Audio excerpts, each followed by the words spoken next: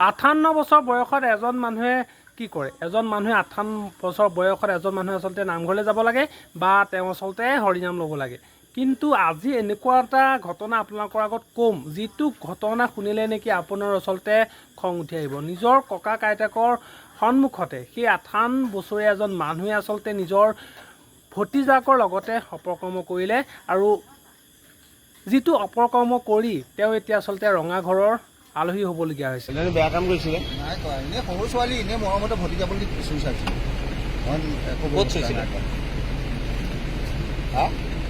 ঘৰত কোন নাছিলে ছোৱালীজনী? আছিলে, ককাক আছিলে, আইতাক আছিলে। তেতিয়া নাছিলে আপোনাৰ ওচৰত থাকোঁতে? আছিলে আছিলে। আছিলে। আপোনাৰ কিমান বয়স হ'ল? মোৰ 58। নামটো কি ক'লে? দিনেশ বৰা। দিনেশ বৰা। নামঘৰীয়া কয় নি আপুনি? নামঘৰীয়া নকওঁ, এনেই দেউৰী কাম আছিলে বাৰু। দেউৰী কাম। যিটো কনফিডেন্সত ককাই আচলতে নিউজ ৰিপৰ্টাৰ আগত এইখিনি কথা কৈছে, তেওঁ যেন আচলতে ভাৰত জয় কৰিহে আহিছে। আৰে ককা, আপোনাৰ লাজ লগা নাইনে? আপোনাৰ বাল পকি গ'ল, কিন্তু আপোনাক কেতিয়াও আচলতে খজুৱতিয়ে নকমিলে।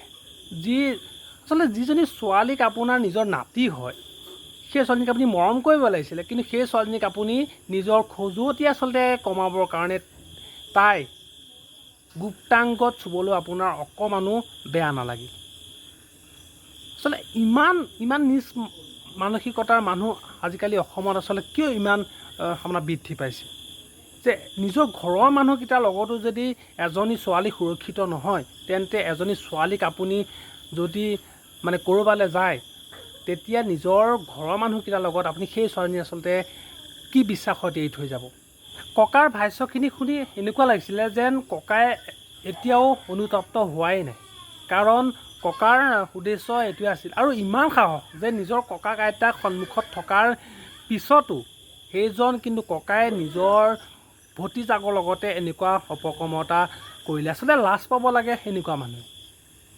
ঠিক আছে, আপুনি এইটো অপকৰ্ম কৰিলে, আপোনাৰ লাজ নাই, আপুনি এটা নীলাজ, আপুনি এটা আচলতে অসভ্য মানুহ। কিন্তু আপোনাৰতো ঘৰত আচলতে মানুহ আছে, সেইখিনি মানুহ এতিয়া ৰাইজৰ আগত আচলতে কেনেকৈ ওলাব?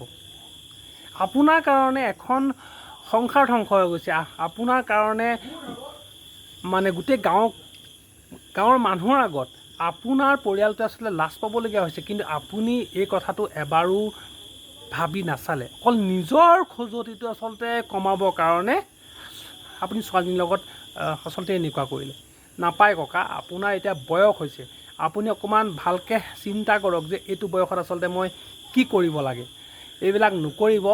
আপুনি যেতিয়া জেলৰ পৰা ওলাই আহিব, তেতিয়া আপুনি আচলতে হৰিনাম ল'ব, নামঘৰলৈ যাব, ভাল ভাল কথা আপুনি আচলতে শিকিব, কিন্তু এনেকুৱা অপকৰ্ম কৰাৰ পৰা সদায় আঁতৰত থাকিব।